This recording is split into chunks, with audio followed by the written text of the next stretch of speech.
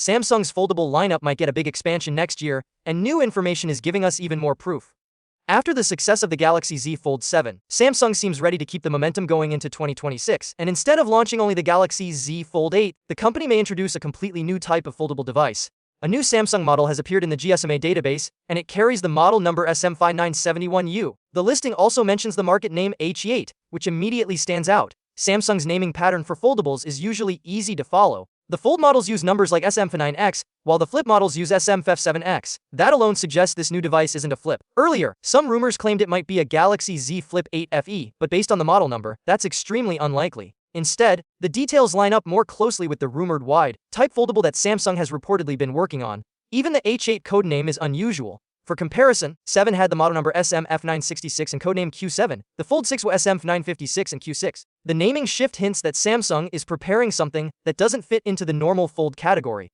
Why would Samsung introduce a completely new fold model in 2026? A big reason is competition. Apple is expected to launch its first iPhone Fold next year. With Apple stepping into the foldable space for the first time, Samsung will be under pressure to stand out. So adding a new, wide-type foldable could be part of Samsung's strategy to offer more options and keep its lead in the foldable market. This new model is rumored to feature a wider external display, possibly with an 18:9 aspect ratio. When unfolded, the inner display could be square-shaped, which would create a very different experience compared to the current Galaxy Z Fold design. The Galaxy Z Fold 7 uses a narrow 21:9 cover display and a nearly square 6:5 internal screen. That shape has worked well for multitasking, but a wider outer screen might make the phone feel more like a regular smartphone when folded. What makes this even more interesting is how it would compare to Apple's expected design.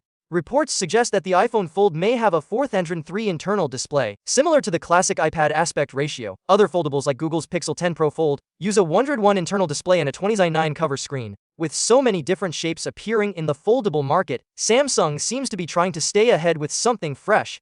But the big question is whether this wider design will actually make a big difference. Some users love the taller cover screens on the current Fold models because they feel natural and easy to use with one hand. A switch to a wider screen might change that feeling. Still, it could improve certain apps, make typing easier, and offer a more familiar smartphone layout when the device is folded. For many fans, the most exciting part of the Fold series has always been how functional the cover screen is.